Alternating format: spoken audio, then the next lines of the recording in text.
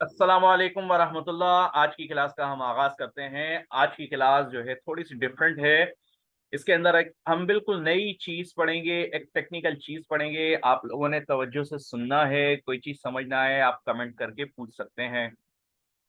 अच्छा, आप लोगों ने कॉम्पिलेशन ऑफ होली कुरान तो अच्छी तरह पढ़ लिया होगा, जिसमें आपको याद होगा किस तरीके से बड़ी केयरिंग के साथ और बड़ी ध्यान और तवज्जो के साथ आप सल्लल्लाहु अलैहि वसल्लम के ज़माने में भी कुरान पाक को महफूज किया गया। इसी तरह बाद में हज़रत अबू बकर सिद्दीक रज़ी अल्लाह ताला अन्हु के ज़माने में महफूज किया गया।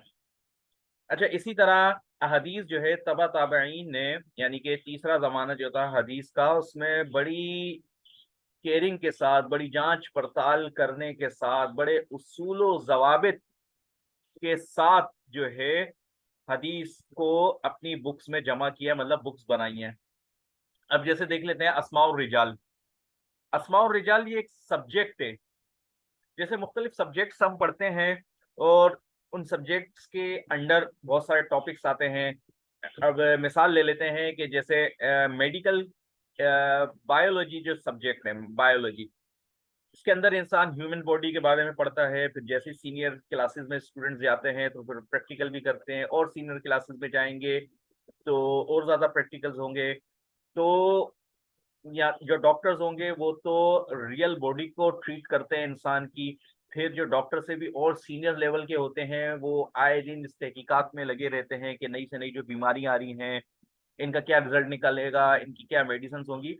तो ये सारा का सारा काम हो रहा है under the umbrella of biology. ठीक है, तो बायो एक सब्जेक्ट है, उसके अंदर ये सारे टॉपिक्स आ गए।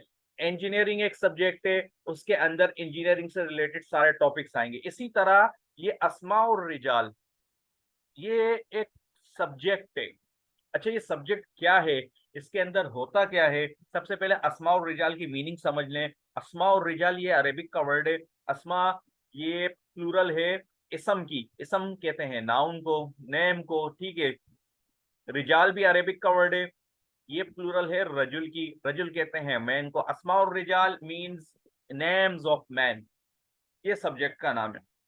अच्छा, इस सब्जेक्ट के अंदर क्या टॉपिक है हमारा जो हम पढ़ेंगे, वो है जर्ह व तादील। जर्ह व तादील क्या चीज है? ये इसकी डेफिनेशन लिखी हुई है कि इन this science thousands of biographical accounts of the narrators of hadith has been recorded। पिछली क्लास में मैंने आपको सैंपल के तौर पे एक हदीस दिखाई थी कि हदीस का जो टेक्स्ट ऑफ हदीस होता है उसके शुरू होने से पहले चेन ऑफ ट्रांसमीटर्स लिखी हुई होती है। चेन ऑफ ट्रांसमीटर्स क्या होती है कि जैसे मिसाल के तौर पे आप सल्लल्लाहु अलैहि वसल्लम ने इस मौके पर एक बात फरमाई, उनसे सुनी एक सहाबा ने, उनका नाम लिखा हुआ है। फिर उन्होंने आगे पढ़ाई अपने स्टूडेंट को, फिर उनके स्टूडेंट ने जो है आगे पढ़ाई अपने स्टूडेंट को। तो और ये हदीस है, मिसाल के तौर पे ये हदीस का टेक्स्ट है। तो किताब में जहां भी हदीस का टेक्स्ट होगा, हदीस का टेक्स्ट शुरू होने से पहले पूरी चेन के जो लोग हैं उन सबके नाम लिखे हुए होंगे कि लिखा हुआ होगा फलां ने सुनी फलां से, फलां ने सुनी फलां से, फलां ने सुनी आप सल्लल्लाहु अलैहि वसल्लम से, आप सल्लल्लाहु अलैहि वसल्लम ने फरमाया, और फिर नीचे हदीस लिखी हुई होती है। तो इसको बोलते हैं चेन ऑफ ट्रांसमीटर्स। ये चेन ऑफ ट्रांसमीटर्स है। तो कह रहे हैं कि इस साइंस, कौन सी science? In this science mean science of अस्मा और रिजाल, इन द सब्जेक्ट ऑफ अस्मा और रिजाल thousands of biographical accounts. Means ये जो लोग थे इनकी बायोग्राफिकल अकाउंट्स जो थे, यानी कि इनकी बायोग्राफी को क्या किया, रिकॉर्ड किया गया, मतलब सेव किया गया, जांच पड़ताल की गई। ठीक है, अंडर दिस, क्यों, किस टाइप की जांच पड़ताल? मतलब आप सल्लल्लाहु अलैहि वसल्लम से सहाबी ने एक मतलब ये तीसरा जमाना है, ये जो है तीसरा जमाना है। ठीक है, स्टूडेंट्स बैठे हुए हैं, ठीक है, अपने टीचर से हदीस सुन रहे हैं। उनके टीचर फरमा रहे हैं कि मैंने हदीस सुनी, ये जहाँ जो भी शख्स ने उनका नाम लिया, और उन्होंने हदीस सुनी थी, अपने एक उस्ताद का नाम लिया, फिर उन्होंने अपने उस्ताद का नाम लिया। ठीक है, तो फिर उस जमाने में लोग जो है जितने भी नाम आते थे उनकी बायोग्राफी निकाला करते थे, देखा करते थे कि ये जो नाम है, मिसाल के तौर पे इनके उस्ताद जो हैं, इस जमाने के जो स्टूडेंट्स हैं उनके उस्ताद जो हैं अपने एक टीचर का नाम ले रहे हैं, तो वो टीचर कौन थे, क्या करते थे, क्या प्रोफेशन था उनका, तकवा कैसा था। फिर उन्होंने हदीस सुनी है, अपने उस्ताद से, फिर उनका नाम क्या था, उनका क्या प्रोफेशन था, किस तरह क्या काम किया करते थे।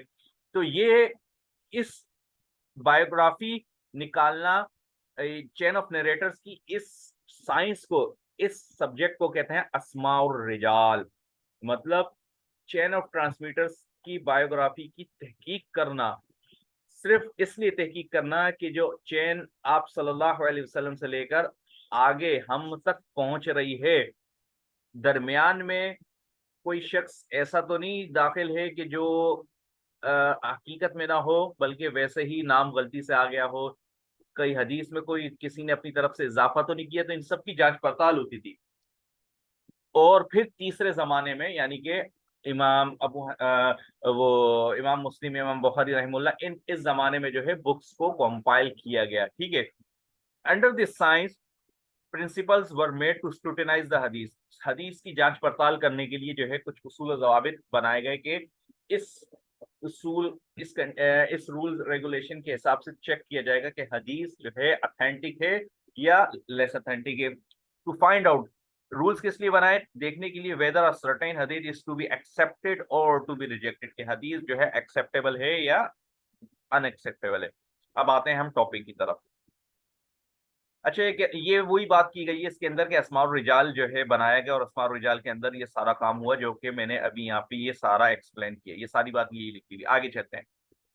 अच्छा, अस्माउर रिजाल के अंदर जो है दो काम हुए। नंबर एक, ये जो बायोग्राफी थी, बायोग्राफी के ऊपर जांच पड़ताल हुई, ठीक है। और दूसरा काम जो टेक्स्ट ऑफ हदीस था, टेक्स्ट ऑफ हदीस, उसके बारे में जांच पड़ताल के लिए उसूल ज़वाबित बनाए। अस्माउर रिजाल में दो काम हुए। नंबर एक, पहला काम जो है नरेटर्स की बायोग्राफी को चेक करने के लिए रूल्स बनाए गए। और दूसरा काम क्या हुआ, टेक्स्ट ऑफ हदीस, यानी कि हदीस के जो वर्डिंग्स थे उनको चेक करने के लिए रूल्स बनाए गए। तो पहला आता है द प्रिंसिपल ऑफ रिवायात। रिवायात किसको बोलते हैं, चेन ऑफ ट्रांसमीटर। ये जो चेन है ना, ये ट्रांसमीटर्स की जो चेन है, इसको अरेबिक में बोलते हैं रिवायात। रिवायात भी बोलते हैं। और अरेबिक में एक वर्ड है इस्नाद, ये रहा इस्नाद। क्या मतलब, चेन ऑफ ट्रांसमीटर्स, वो लोग जिन्होंने हदीस को आप सल्लल्लाहु अलैहि वसल्लम से सुन के आगे पहुंचाया, आगे वालों ने आगे पहुंचाया, इस चेन को बोलते हैं चेन ऑफ ट्रांसमीटर। तो इसको चेक करने के लिए क्या ये चेन ऑफ ट्रांसमीटर सही है, कुछ रूल्स बनाए। रूल्स क्या है देखते हैं। ये जो इनकी बायोग्राफी चेक की गई, जो नरेटर्स थे, ठीक है। और एक कंडीशन ये थी कि नरेटर अडल्ट हो, मुस्लिम हो, इसकी मेमोरी अच्छी हो, ठीक है, पायस हो, नेक बंदे हो, कभी झूठ ना बोला हो, कभी बड़ा गुनाह ना किया हो, और उनके पास नॉलेज अच्छी हो, सच्चे हों, अमानतदार हों, और इन्होंने कभी किसी कोई जुर्म ना इन्होंने किया हो, और हदीस को नरेट करने में बड़ी केयर करते हों, लापरवाही ना करते हों। इनका नाम, इनका वकार, इनका काम वेल नोन होना चाहिए। ऐसा नहीं कि ढका छुपा हो, क्या काम करते हैं किसी को नहीं पता। और इसी तरह एक कंडीशन ये थी कि एक बंदा हदीस को नरेट कर रहा है अपने ऊपर वाले बंदे पर, तो ये दोनों एक जमाने में मिले हुए हों। क्या मतलब, मिसाल के तौर पे ये पढ़ा रहे हैं हदीस की, ये क्या कह रहे हैं कि मैंने हदीस सुनी इनसे, ये फला इन साहब से, ठीक है। तो अब ये देखा जाएगा, इनकी बायोग्राफी निकाल के चेक करी कि इनका इंतकाल कब हुआ। मिसाल के तौर पे एक आज का जमाना कह रहा है, इनका इंतकाल हुआ 1980 में, ठीक है। इनका इंतकाल हुआ 1980 में। ये साहब क्या कह रहे थे कि मैंने हदीस सुनी है इनसे। इनका इंतकाल हुआ कब, 1980 में।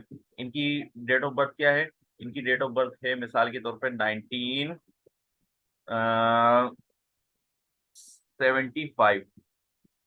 1975। तो इनके पैदा होने के 5 साल के बाद इनका इंतकाल हो गया। तो ऐसे कैसे हो सकता है कि 5 साल के अंदर इन्होंने इनसे हदीस सुनी है, ये तो एक्सेप्टेबल नहीं है। तो ये मतलब है they both should be of same period. या फिर सेम पीरियड से एक मीनिंग ये भी ले सकते हैं कि इनका इंतकाल हुआ 1980 में, और ये कब पैदा हुए, 1981 में। तो ये तो मुलाकात नहीं हुई। तो ये कंडीशन से ये बात मुराद है, ये दोनों एक दूसरे से मिले हुए हों, इसके अलावा चेन ऑफ ट्रांसमीटर्स की जो furthermore the chain of narrators, जो ट्रांसमीटर्स की जो चेन है, must stretch back to the holy prophet सल्लल्लाहु अलैहि वसल्लम। मतलब एंड पे जाके आप सल्लल्लाहु अलैहि वसल्लम तक चेन जाके मिलना जरूरी है। और इसी तरह बच्चे से, पागल से, नॉन मुस्लिम से हदीस को नहीं लिया जाएगा। तो ये सारे रूल्स रेगुलेशन है चेन ऑफ ट्रांसमीटर्स को जांच पड़ताल करने के लिए, उसको देखने के लिए। अगर तो चेन ऑफ ट्रांसमीटर्स जो है इन सारे रूल्स के मुताबिक पूरी उतर रही है तो हदीस जो है ऑथेंटिक समझी जाएगी। अब आगे आ जाते हैं द प्रिंसिपल ऑफ दिरायात। हदीस में मैंने आपको क्या बताया था लास्ट क्लास में, हदीस में दो चीजें होती हैं, एक चेन ऑफ ट्रांसमीटर्स होती है और नंबर दो ओरिजिनल हदीस, यानी कि वर्डिंग्स ऑफ हदीस, टेक्स्ट ऑफ हदीस होता है। ठीक है, ये चीज भी मैं आपको इंशाल्लाह ये अभी दिखा देता हूँ, वेट कीजिए आप लोग। अच्छा, तो मैं आपको दिखा रहा था हदीस, ये देखिए, ये आप देखें यहाँ पे, ये यहाँ से हदीस शुरू हो रही है, ये वन जो लिखा हुआ है, ये वन, यहाँ से हदीस शुरू हो रही है। ये हदीस पूरी चल रही है, चल रही है, चल रही है, चल रही है, ये चेन ऑफ ट्रांसमीटर्स चल रहा है। ठीक है, चेन ऑफ ट्रांसमीटर्स यहाँ तक है, यहाँ तक चेन ऑफ ट्रांसमीटर्स है। इसके बाद ये एक्चुअल हदीस ये लिखी हुई क्या है, जैसे हदसना हुमैदी, हदसना हुमैदी, ये जो बुक के राइटर हैं, ये नसाई, नहीं नसाई नहीं, ये जो बुक के राइटर हैं ये क्या कहते हैं कि हदसना हुमैदी अब्दुल्ला इब्न जुबैर, मैंने सुना हुमैदी अब्दुल्ला इब्न जुबैर से, सुना मतलब मैंने अपने पढ़ा, नरेट की अपने उस्ताद से। तो फिर क्या बताते हैं कि अब्दुल्ला इब्न जुबैर क्या कहते हैं कि मैंने सुफियान से सुना, और सुफियान क्या कहते हैं कि मैंने याह्या इब्न अंसारी से सुना, याह्या इब्न अंसारी कहते हैं कि मुझे मोहम्मद इब्न इब्राहिम ने बताया। फिर वो क्या कहते हैं कि उन्होंने अलकम इब्न लईसी से सुना, वो कहते हैं कि मैंने उमर इब्न खत्ताब रजी अल्लाह तआला अन्हु से सुना। उमर इब्न खत्ताब रजी अल्लाह तआला अन्हु फरमा रहे थे कि आप सल्लल्लाहु अलैहि वसल्लम मिंबर पर तशरीफ फरमाते और आपने फरमाया इन्नमल आमालु बिन्नियात, अमाल का दारोमदार नियतों पे है। तो इन्नमल आमालु बिन्नियात से पहले जितनी भी ये बात ये चल रही थी, चेन ऑफ ट्रांसमीटर्स की, क्या थी चेन ऑफ ट्रांसमीटर्स के, हुमैदी जो है बुक के जो राइटर हैं, बुक के राइटर के पास हदीस किस तरह पहुंची, उन्होंने सर्टिफिकेशन इसकी एक्सप्लेन करी। सर्टिफिकेशन क्या, उन्होंने बताया कि भाई मेरे पास जो हदीस पहुंची है, मुझे हुमैदी अब्दुल्ला इब्न जुबैर ने पढ़ाया, बताया। क्या बताया, वो कहते हैं कि हमें हुमैदी ने सुना सुफियान से, सुफियान ने सुना याह्या से, करते करते यहाँ तक आई। तो ये होता है, हदीस में दो हिस्से होते हैं, चेन ऑफ ट्रांसमीटर्स और चेन ओरिजिनल हदीस। तो अभी हम रूल्स पढ़ रहे हैं, प्रिंसिपल्स ऑफ दिरायात। दिरायात क्या मतलब, टेक्स्ट ऑफ हदीस, टेक्स्ट ऑफ हदीस को अरबिक में मतन भी कहते हैं। अब इसके रूल्स क्या हैं, टेक्स्ट ऑफ हदीस जो है कुरान पाक की बेसिक टीचिंग के अगेंस्ट ना हो, ठीक है, सही है। और सही हदीस जो यानी कि 100% अथेंटिक होती है, उस हदीस के खिलाफ कोई टीचिंग्स ना हो टेक्स्ट ऑफ हदीस में। और इसमें कोई ग्रामेटिकल मिस्टेक ना हो, ये रसूल बनाए थे चेक करने के लिए हदीस को। और ऐसी बात ना हो कि जो लोगों का कॉमन एक्सपीरियंस से हटकर कोई ऐसी बात हो, और उसके अंदर कोई ऐसे एक्सप्रेशन ना बयान किए गए हों जो कि कभी भी आप सल्लल्लाहु अलैहि वसल्लम ने उनका इजहार ना किया हो, या ऐसा कभी जिंदगी में नहीं फरमाया।